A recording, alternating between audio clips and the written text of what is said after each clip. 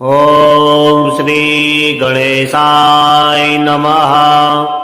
अथ श्री पंचमुखी वीर हनुमत कवचम विनियोगः।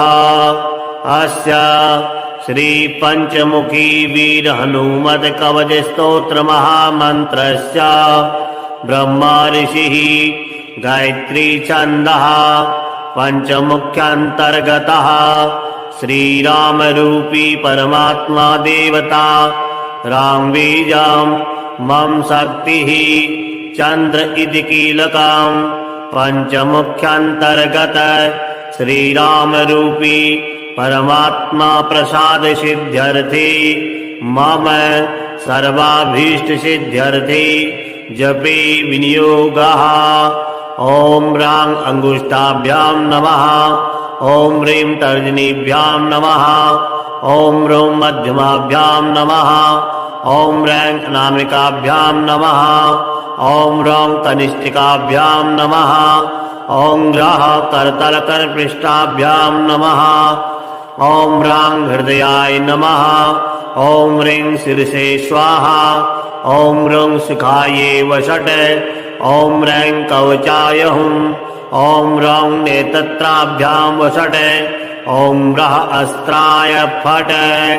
भूर्भुवस्वरों ध्यानम् वन्दे वानरनारसिंहखड्गात् कोडाश्ववक्त्रान्वितम् दिव्यालङ्करणं त्रिपञ्चनयनं देदीप्यमानं रुचा हस्ताब्जैर्शिखेटपुस्तकसुधा कुम्भकुशादीन्हलान् खड्वाङ्गं फणिभूरुहं दशभुजां सर्वारिदर्पापहाम्। अथ ध्यानं प्रवक्ष्यामि शृणु सर्वाङ्गसुन्दरी। यत्कृतं देवदेवेशी ध्यानं हनुमतः परं पञ्चवक्त्रं महाभीमं त्रिपञ्चनयनैर्युतं बाहुभिर्दशभिर्युक्तं सर्वकामार्थसिद्धिदां पूर्वं तु वानरं वक्त्रं सूर्यकोटिसमप्रभां दृष्टाकरालवदनं भ्रुकुटीकुटिलीक्षणम् अन्यत्तु दक्षिणं वक्त्रं नारसिंहं महाद्भुतं अत्युग्रतेजोज्वलितं भीषणं भयनाशनं पश्चिमं गारुडं वक्त्रं वज्रकुण्डं महाबलं सर्वनाकप्रशमनं विषभूतादिकृतं नमः। उत्तरं शौकरं वक्त्रं कृष्णं दीप्तं महोज्ज्वलं पातालसिद्धिवेताल जररोगादिकृतं नमः।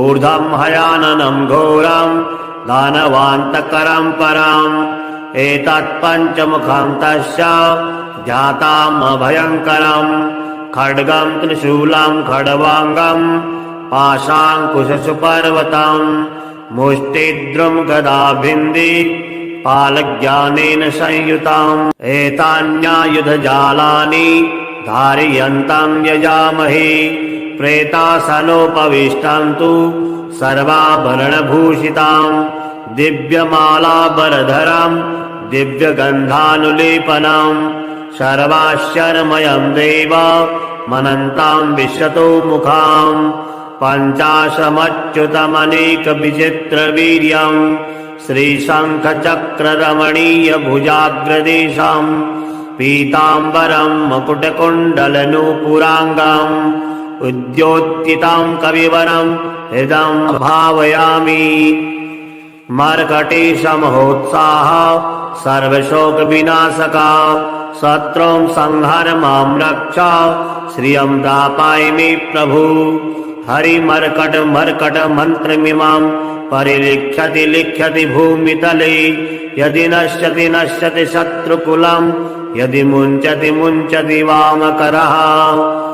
ॐ हरिमर्कट महामर्कटाय ॐ वं वं वं वं वं फट् फे फे स्वाहा।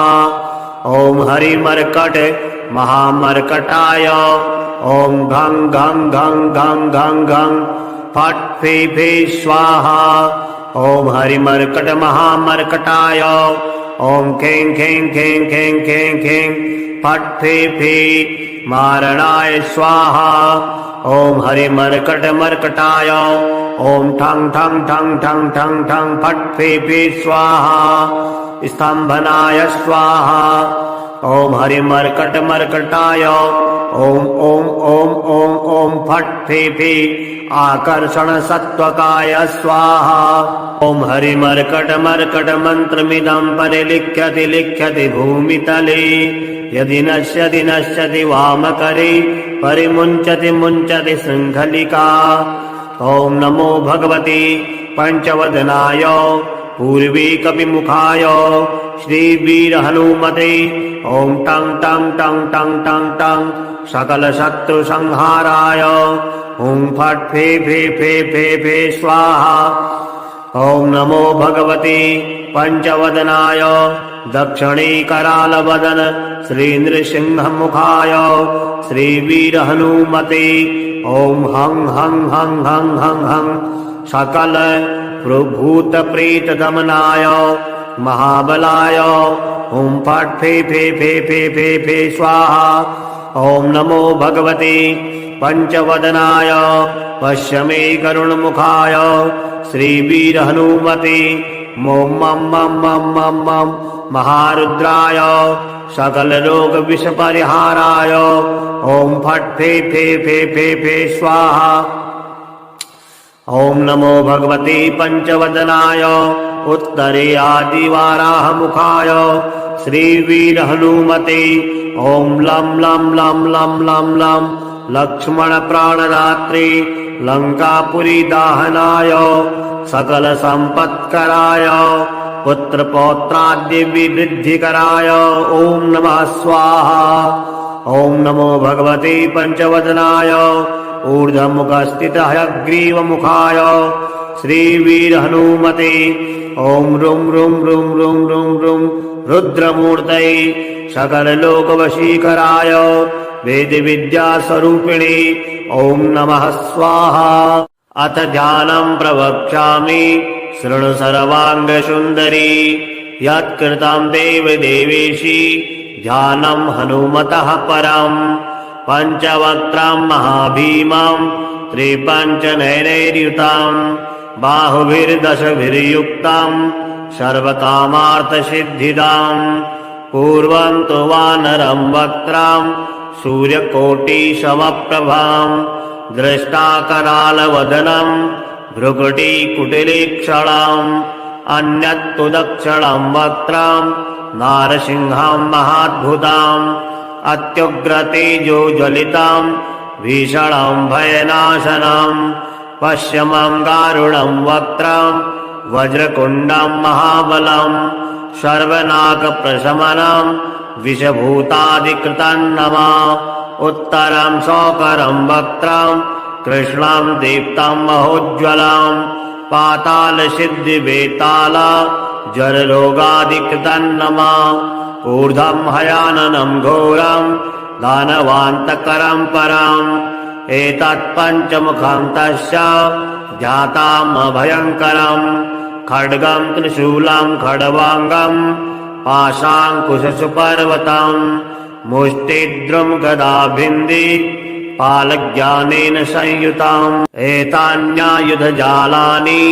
धारयन्तं यजामहे प्रेतासनोपविष्टं तु सर्वाभरणभूषितां दिव्यमालाबरधरं दिव्यगन्धानुलेपनं सर्वाश्चर्यमयं देव मनन्तां विशतो मुखां पञ्चाशमच्युतमनेकविचित्रवीर्यं श्रीशङ्खचक्ररमणीयभुजाग्रदेशं पीताम्बरं मकुटकुण्डलनूपुराङ्गं उद्योत्थितां कविवरं हृदं भावयामि मर्कटेशमहोत्साह सर्वशोकविनाशका शत्रुं संहर मां रक्ष श्रियं दापाय मे प्रभु हरिमर्कट मर्कट मन्त्रमिमां परिलिख्यति लिख्यति भूमितले यदि नश्यति नश्यति शत्रुकुलं यदि मुञ्चति मुञ्चति वामकरः ॐ हरिमर्कट महामर्कटाय ॐ वं वं वं वं वं फट् फे फे स्वाहा। ॐ हरिमर्कट महामर्कटाय ॐ घं घं घं घं घं घं फट् फे फे स्वाहा। ॐ हरिमर्कट महामर्कटाय ॐ खें खें खें खें खें खें फट् फे फे मारणाय स्वाहा। ॐ हरिमर्कट मर्कटाय ॐ ठं ठं ठं ठं ठं ठं फट् फे फे स्वाहा। स्तंभनाय स्वाहा। ॐ हरिमर्कट मर्कटाय ॐ ॐ ॐ ॐ ॐ फट् फे फे आकर्षण सत्वकाय स्वाहा।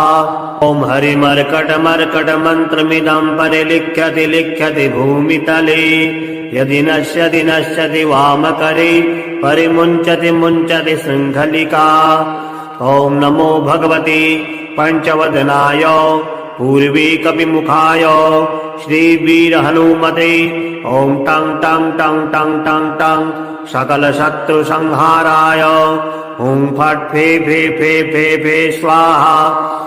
ॐ नमो भगवते पञ्चवदनाय दक्षिणीकरालवदन श्रीनृसिंहमुखाय श्रीवीरहनुमते ॐ हं हं हं हं हं हं सकल भूतप्रेतदमनाय महाबलाय ॐ फट् फे फे फे फे फे फे स्वाहा।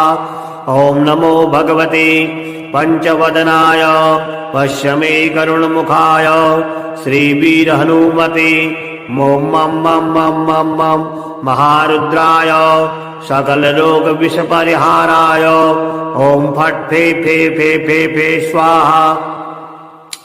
ॐ नमो भगवते पञ्चवदनाय उत्तरे आदिवाराहमुखाय श्रीवीरहनुमते ॐ लं लं लं लं लं लं लक्ष्मणप्राणदात्रे लङ्कापुरीदाहनाय सकलसम्पत्कराय पुत्रपौत्राद्यविवृद्धिकराय ॐ नमः स्वाहा।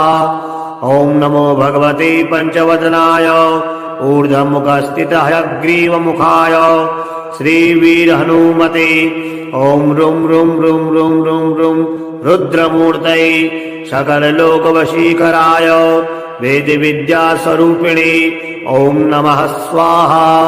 अथ ध्यानं प्रवक्ष्यामि शृणु सर्वाङ्गसुन्दरी यत्कृतं देवदेवेशी ध्यानं हनुमतः परम् पञ्चवक्त्रं महाभीमं त्रिपञ्चनयनैर्युतं बाहुभिर्दशभिर्युक्तं सर्वकामार्थसिद्धिदां पूर्वं तु वानरं वक्त्रं सूर्यकोटिसमप्रभां दृष्टाकरालवदनं भ्रुकुटीकुटिलीक्षणम् अन्यत्तु दक्षिणं वक्त्रं नारसिंहं महाद्भुतम् अत्युग्रतेजोज्वलितं भीषणं भयनाशनं पश्यमं गारुणं वक्त्रं वज्रकुण्डं महाबलं सर्वनाकप्रशमनं विषभूतादिकृतं नमः उत्तरं सौकरं वक्त्रं कृष्णं दीप्तं महोज्ज्वलं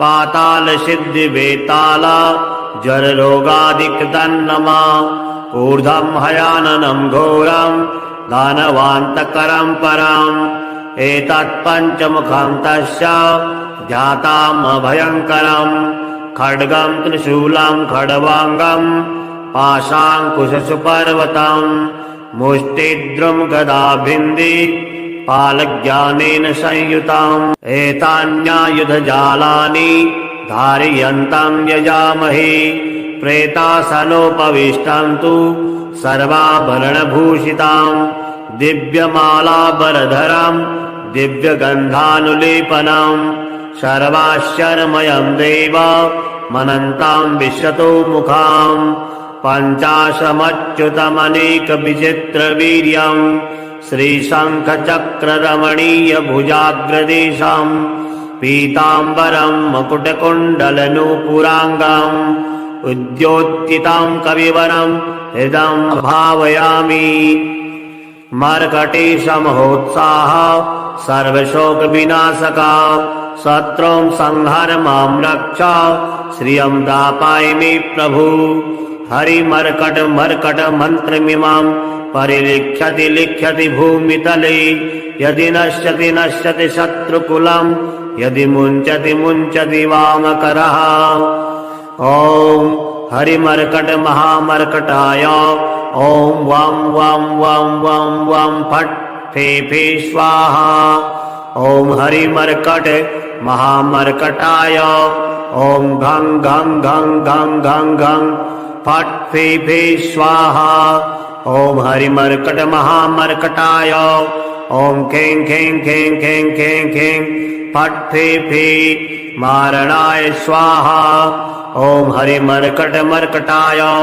ॐ ठं ठं ठं ठं ठं ठं फट् फे फे स्वाहा स्तंभनाय स्वाहा ॐ हरिमर्कट मर्कटाय ॐ ॐ ॐ ॐ ॐ फट् फे फे आकर्षण सत्वकाय स्वाहा ॐ हरिमर्कट मर्कट मन्त्रमिदं परिलिख्यति लिख्यति भूमितले यदि नश्यति नश्यति वामकरे परिमुञ्चति मुञ्चति शृङ्खलिका ॐ नमो भगवते पञ्चवदनाय पूर्वीकपिमुखाय श्रीवीरहनुमते ॐ टं टं टं टं टं टं सकलशत्रुसंहाराय ॐ फट् फे फे फे फे फे स्वाहा ॐ नमो भगवते पञ्चवदनाय दक्षिणीकरालवदन श्रीनृसिंहमुखाय श्रीवीरहनुमते ॐ हं हं हं हं हं हं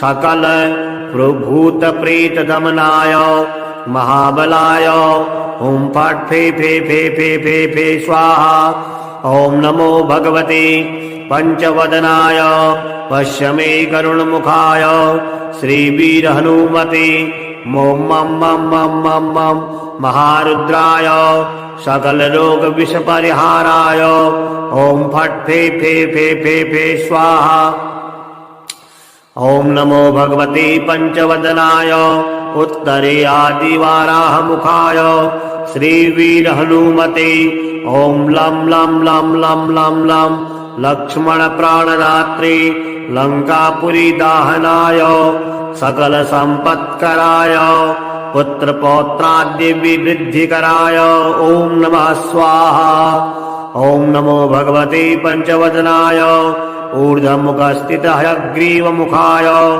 श्रीवीरहनुमते ॐ रुं रुं रुं रुं रुं रुं रुद्रमूर्तये सकललोकवशीकराय वेदविद्यास्वरूपिणे ॐ नमः स्वाहा अथ ध्यानं प्रवक्ष्यामि शृणु सर्वाङ्गसुन्दरी यत्कृतं देवदेवेशी ध्यानं हनुमतः परम् पञ्चवक्त्रं महाभीमं त्रिपञ्चनयनैर्युतं बाहुभिर्दशभिर्युक्तं सर्वकामार्थसिद्धिदां पूर्वं तु वानरं वक्त्रं सूर्यकोटिसमप्रभां दृष्टाकरालवदनं भ्रुकुटीकुटिलीक्षणाम् अन्यत्तु दक्षिणं वक्त्रं नारसिंहं महाद्भुताम् अत्युग्रतेजोज्वलितं भीषणं भयनाशनं पश्चिमं गारुडं वक्त्रं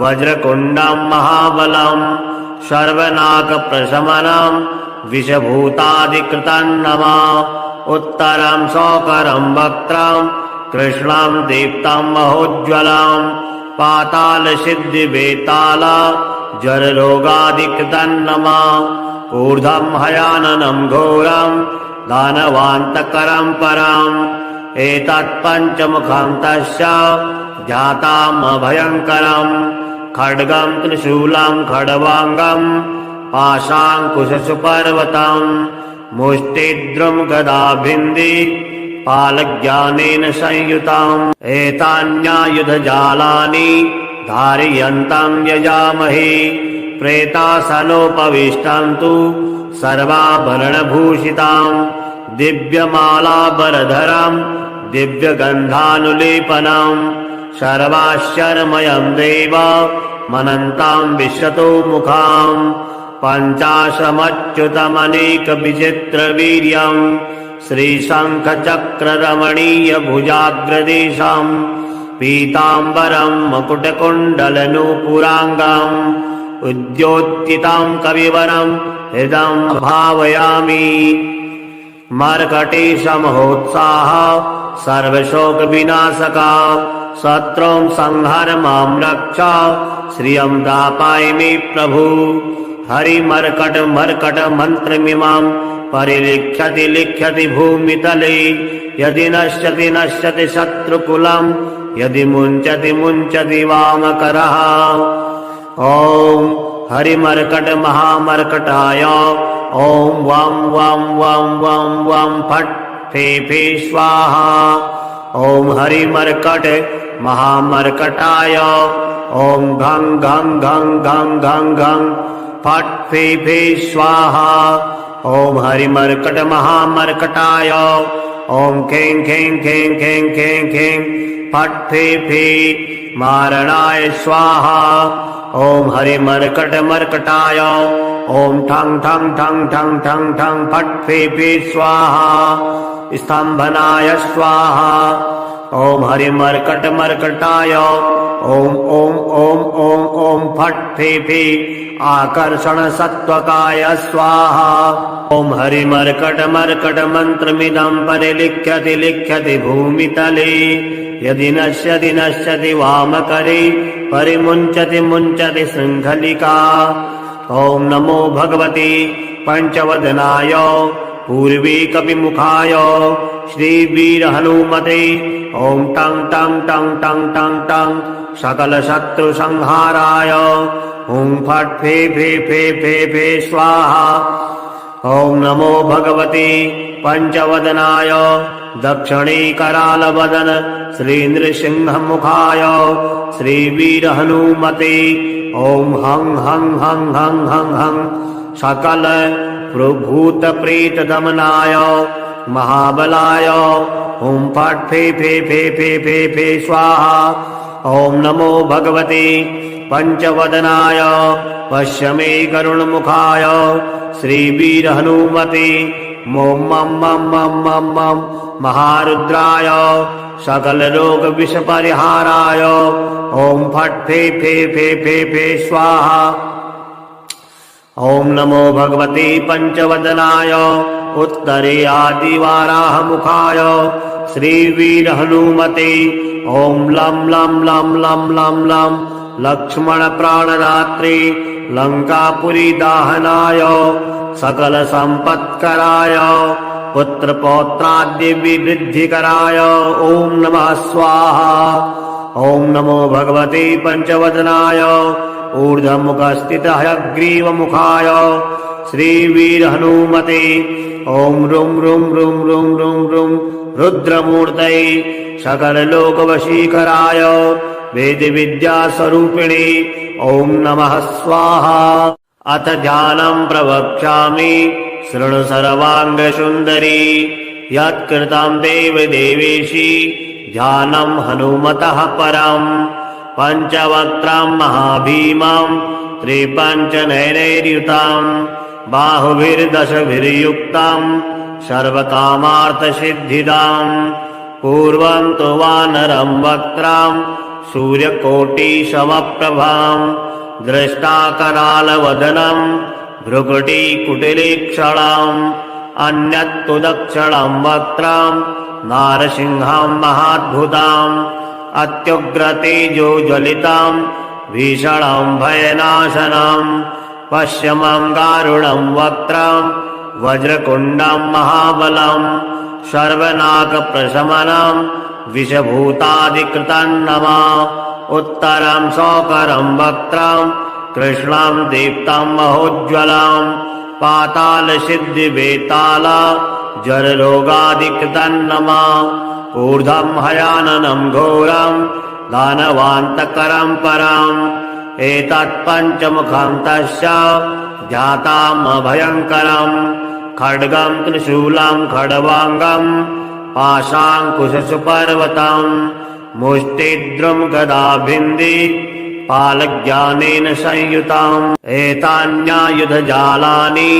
धारयन्ताम् यजामहे प्रेतासनोपविष्टाम् तु सर्वाभरणभूषिताम् दिव्यमालाबरधराम् दिव्यगन्धानुलेपनाम् सर्वाश्चर्यमयम् देव मनन्ताम् विश्वतो मुखाम् पञ्चाशमच्युतमनेकविचित्रवीर्यम् श्रीशङ्खचक्ररमणीयभुजाग्रदेशम् पीताम्बरम् मकुटकुण्डलनूपुराङ्गम् उद्योत्थिताम् कविवरम् हृदम् भावयामि मर्कटेशमहोत्साह सर्वशोकविनाशका शत्रून् संहर मां रक्ष श्रियम् दापाय मे प्रभु हरिमर्कट मर्कट मन्त्रमिमाम् परिलिख्यति लिख्यति भूमितले यदि नश्यति नश्यति शत्रुकुलम् यदि मुञ्चति मुञ्चति वामकरः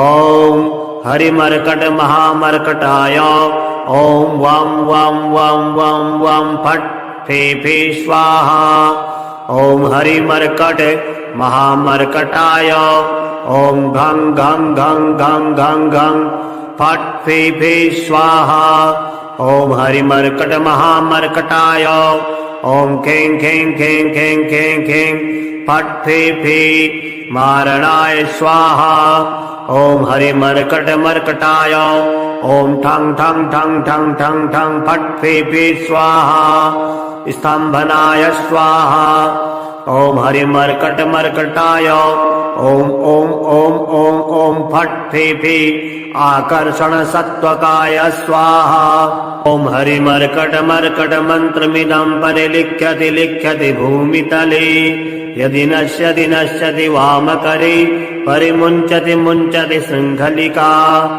ॐ नमो भगवते पञ्चवदनाय पूर्वीकविमुखाय श्रीवीरहनुमते ॐ टं टं टं टं टं टं सकलशत्रुसंहाराय ॐ फट् फे फे फे फे फे स्वाहा ॐ नमो भगवते पञ्चवदनाय दक्षिणीकरालवदन श्रीनृसिंहमुखाय श्रीवीरहनुमते ॐ हं हं हं हं हं हं सकल भूतप्रेतदमनाय महाबलाय ॐ फट् फे फे फे फे फे फे स्वाहा ॐ नमो भगवते पञ्चवदनाय पश्यमे करुणमुखाय श्रीवीरहनुमते मं मं मं मं मं मं महारुद्राय सकलरोगविषपरिहाराय ॐ फट् फे फे फे फे फे स्वाहा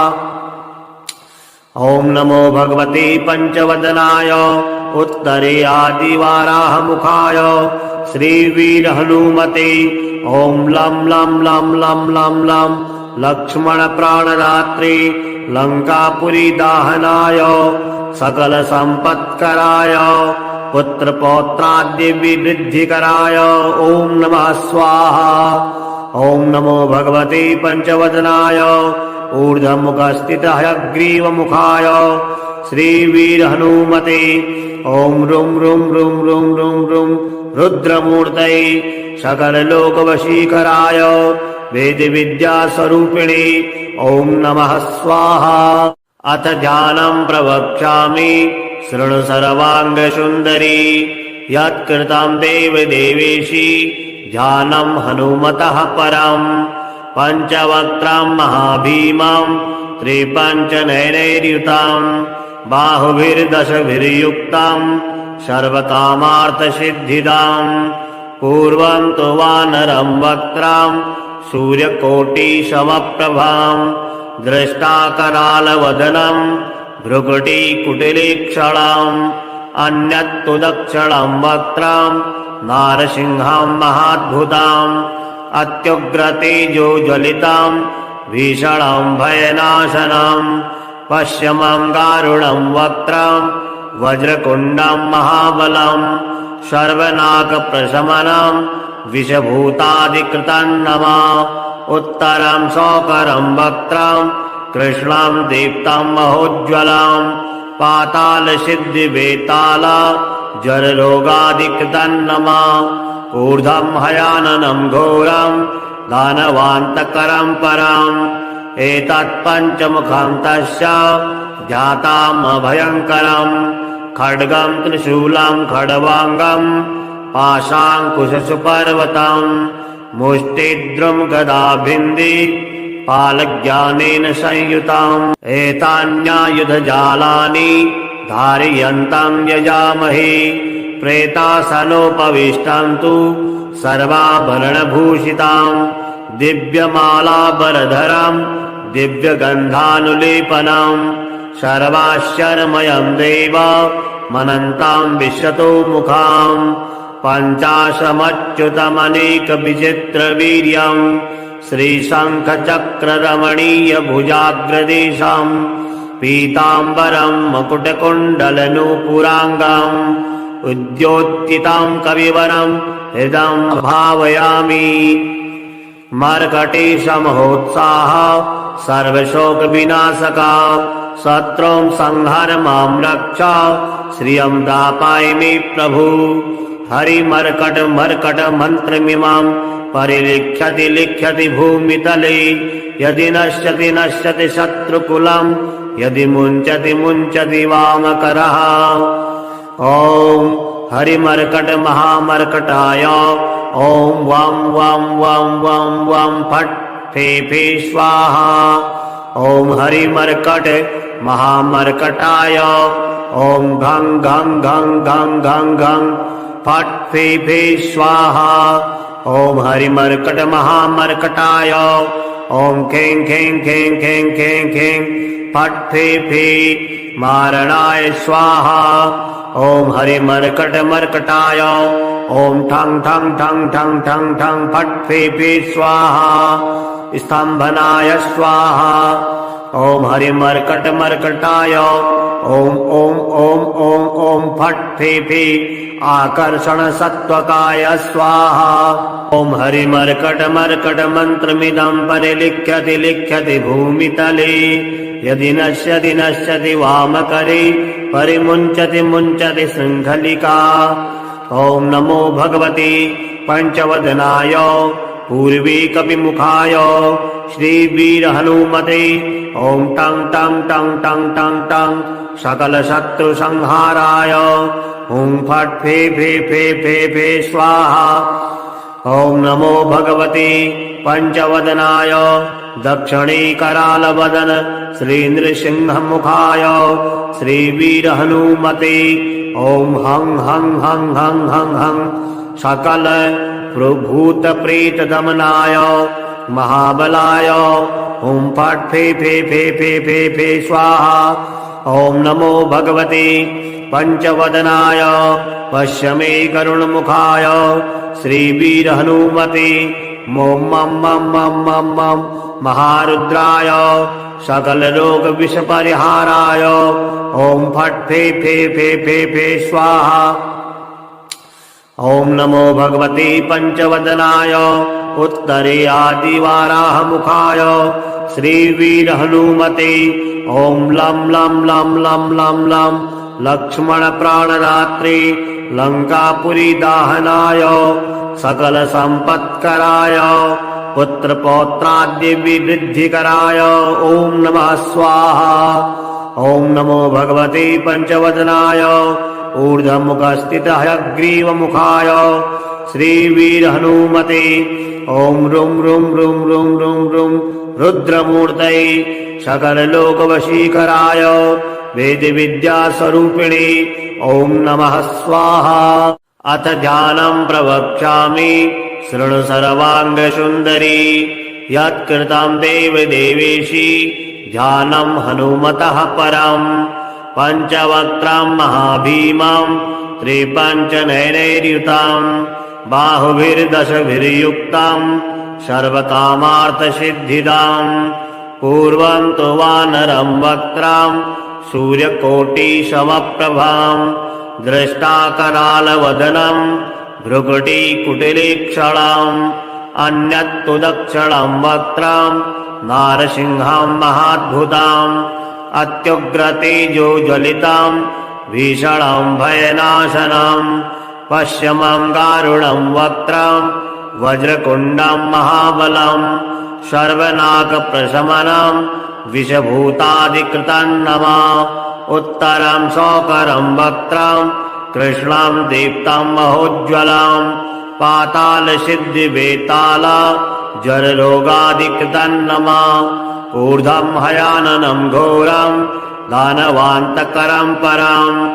एतत्पञ्चमुखं तस्य ध्यातामभयङ्करं खड्गं त्रिशूलं खड्वाङ्गं पाशाङ्कुशसुपर्वतं मुष्टिद्रुं गदाभिन्दी पालज्ञानेन संयुतम् एतान्यायुधजालानि धारयन्तं यजामहे प्रेतासनोपविष्टं तु सर्वाभरणभूषितां दिव्यमालाबरधरं दिव्यगन्धानुलेपनं सर्वाश्चर्यमयं देव मनन्तां विश्वतो मुखां पञ्चाशमच्युतमनेकविचित्रवीर्यं श्रीशङ्खचक्ररमणीयभुजाग्रदेशं पीताम्बरं मकुटकुण्डलनूपुराङ्गं उद्योत्थितां कविवरं हृदं भावयामि मर्कटेशमहोत्साह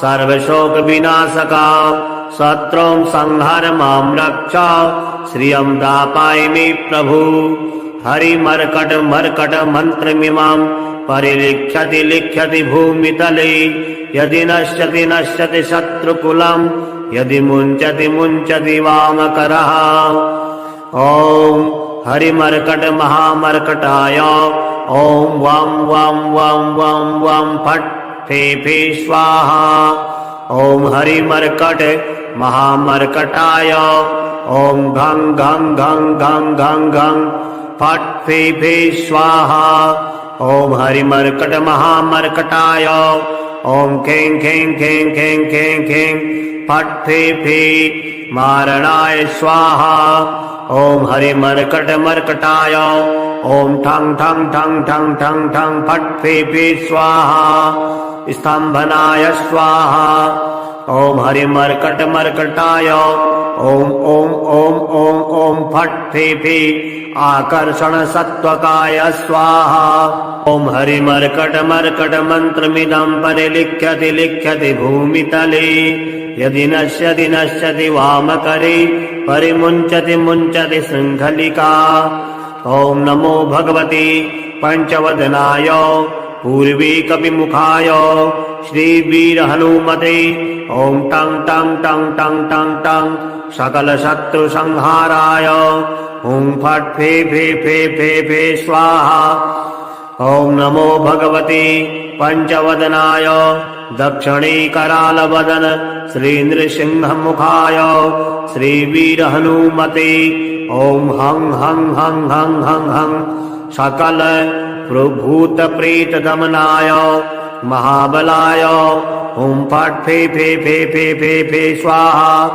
ॐ नमो भगवते पञ्चवदनाय पश्य मे करुणमुखाय श्रीवीरहनुमते मं मं मं मं मं मं महारुद्राय सकलरोगविषपरिहाराय ॐ फट् फे फे फे फे फे स्वाहा ॐ नमो भगवते पञ्चवदनाय उत्तरे आदिवाराहमुखाय श्रीवीरहनुमते ॐ लं लं लं लं लं लं लक्ष्मणप्राणदात्रे लङ्कापुरीदाहनाय सकलसम्पत्कराय पुत्रपौत्राद्यविवृद्धिकराय ॐ नमः स्वाहा ॐ नमो भगवते पञ्चवदनाय ऊर्ध्वमुखस्थितः हयग्रीवमुखाय श्रीवीरहनुमते ॐ रुं रुं रुं रुं रुं रुं रुद्रमूर्तये सकललोकवशीकराय वेदविद्यास्वरूपिणे ॐ नमः स्वाहा अथ ध्यानं प्रवक्ष्यामि शृणु सर्वाङ्गसुन्दरी यत्कृतं देवदेवेशी ध्यानं हनुमतः परम् पञ्चवक्त्रं महाभीमं त्रिपञ्चनयनैर्युतं बाहुभिर्दशभिर्युक्तं सर्वकामार्थसिद्धिदाम् पूर्वं तु वानरं वक्त्रां सूर्यकोटिसमप्रभां दृष्टाकरालवदनं भ्रुकुटीकुटिलीक्षणाम् अन्यत्तु दक्षिणं वक्त्रां नारसिंहां महाद्भुताम् अत्युग्रतेजोज्वलितां भीषणां भयनाशनां पश्चिमं गारुणं वक्त्रां वज्रकुण्डं महाबलं सर्वनाकप्रशमनं विषभूतादिकृतं नमः उत्तरं शौकरं वक्त्रां कृष्णां दीप्तं महोज्ज्वलां पातालसिद्धिवेताला जररोगादिकृतं नमः ऊर्ध्वं हयाननं घोरं दानवान्तकरं परम् एतत्पञ्चमुखं तस्य ध्यातामभयङ्करम् खड्गं त्रिशूलं खड्वाङ्गं पाशाङ्कुशसुपर्वतं मुष्टिद्रुं गदाभिन्दी पालज्ञानेन संयुताम् एतान्यायुधजालानि धारयन्तं यजामहे प्रेतासनोपविष्टं तु सर्वाभरणभूषितां दिव्यमालाबरधरं दिव्यगन्धानुलेपनं सर्वाश्चर्यमयं देव मनन्तां विशतो मुखां पञ्चाशमच्युतमनेकविचित्रवीर्यं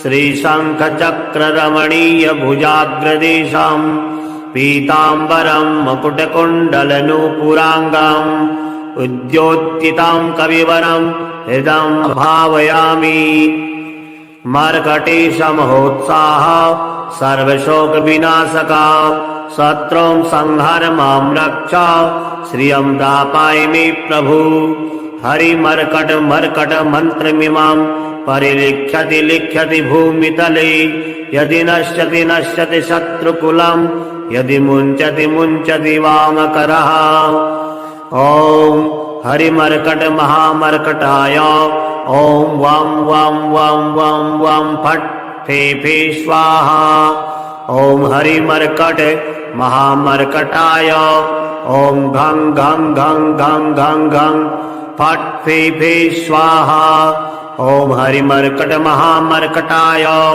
ॐ खें खें खें खें खें खें फट् फे फे मारणाय स्वाहा ॐ हरिमर्कट मर्कटाय ॐ ठं ठं ठं ठं ठं ठं फट् फे फे स्वाहा स्तम्भनाय स्वाहा ॐ हरिमर्कट मर्कटाय ॐ ॐ ॐ ॐ ॐ फट् फे फे आकर्षण सत्त्वकाय स्वाहा ॐ हरिमर्कट मर्कट मन्त्रमिदं परिलिख्यति लिख्यति भूमितले यदि नश्यति नश्यति वामकरे परिमुञ्चति मुञ्चति शृङ्खलिका ॐ नमो भगवते पञ्चवदनाय पूर्वीकविमुखाय श्रीवीरहनुमते ॐ टं टं टं टं टं टं सकलशत्रुसंहाराय ॐ फट् फे फे फे फे फे स्वाहा ॐ नमो भगवते पञ्चवदनाय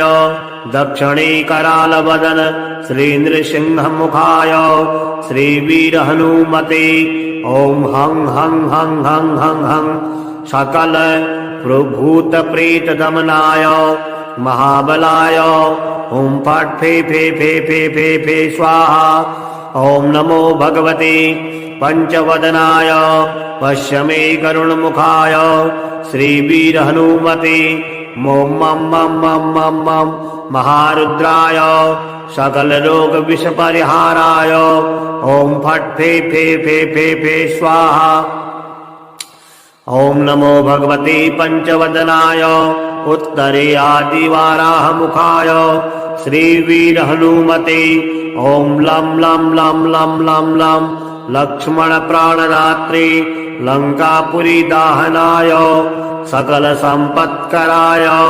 पुत्रपौत्राद्यविवृद्धिकराय ॐ नमः स्वाहा ॐ नमो भगवते पञ्चवदनाय ऊर्ध्वमुखस्थितः हयग्रीवमुखाय श्रीवीरहनुमते ॐ रुं रुं रुं रुं रुं रुं रुद्रमूर्तये सकललोकवशीकराय वेदविद्यास्वरूपिणी ॐ नमः स्वाहा। अथ ध्यानं प्रवक्ष्यामि शृणु सर्वाङ्गसुन्दरी। यत्कृतं देवदेवेशी ध्यानं हनुमतः परम्। पञ्चवक्त्रं महाभीमं त्रिपञ्चनयनैर्युतं बाहुभिर्दशभिर्युक्तं सर्वकामार्थसिद्धिदां। पूर्वं तु वानरं वक्त्रं सूर्यकोटिसमप्रभां दृष्टाकरालवदनं भ्रुकुटिकुटिलीक्षणाम्। अन्यत्तु दक्षिणं वक्त्रं नारसिंहं महाद्भुताम् अत्युग्रतेजोज्वलितां भीषणं भयनाशनं। पश्चिमं गारुडं वक्त्रं वज्रकुण्डं महाबलं सर्वनाकप्रशमनं विषभूतादिकृतं नमः। उत्तरं शौकरं वक्त्रं कृष्णं दीप्तं महोज्ज्वलं पातालसिद्धिवेताल जररोगादिकृतं नमः। ऊर्ध्वं हयाननं घोरं दानवान्तकरं परम् एतत्पञ्चमुखं तस्य ध्यातामभयङ्करम्।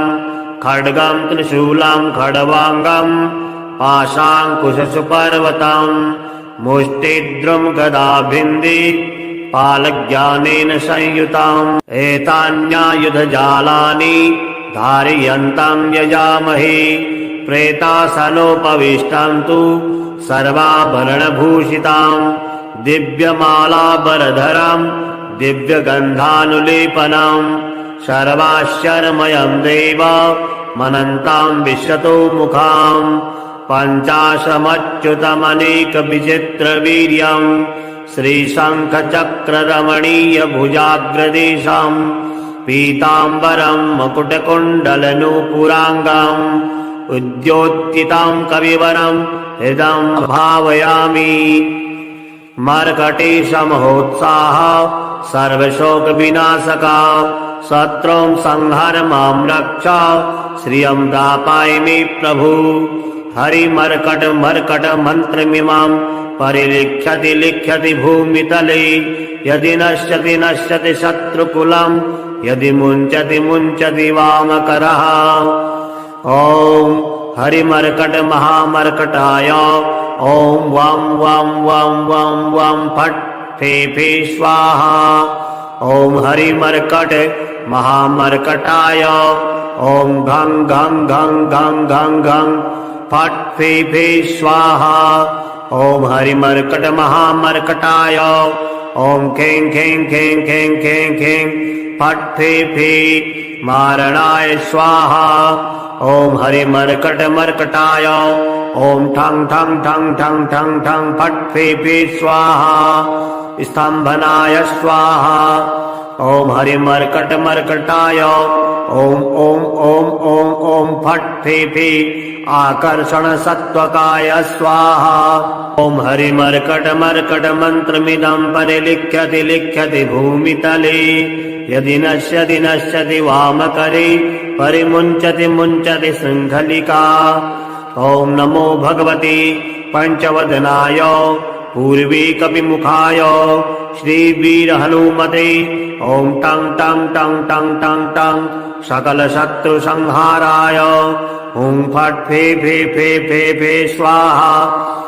ॐ नमो भगवते पञ्चवदनाय दक्षिणीकरालवदन श्रीनृसिंहमुखाय श्रीवीरहनुमते ॐ हं हं हं हं हं हं सकल भूतप्रेतदमनाय महाबलाय ॐ फट् फे फे फे फे फे फे स्वाहा।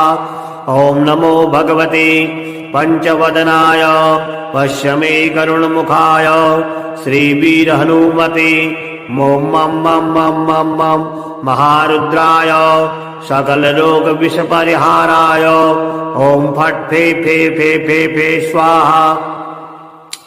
ॐ नमो भगवते पञ्चवदनाय उत्तरे आदिवाराहमुखाय श्रीवीरहनुमते ॐ लं लं लं लं लं लं लक्ष्मणप्राणदात्रे लङ्कापुरीदाहनाय सकलसम्पत्कराय पुत्रपौत्राद्यविवृद्धिकराय ॐ नमः स्वाहा।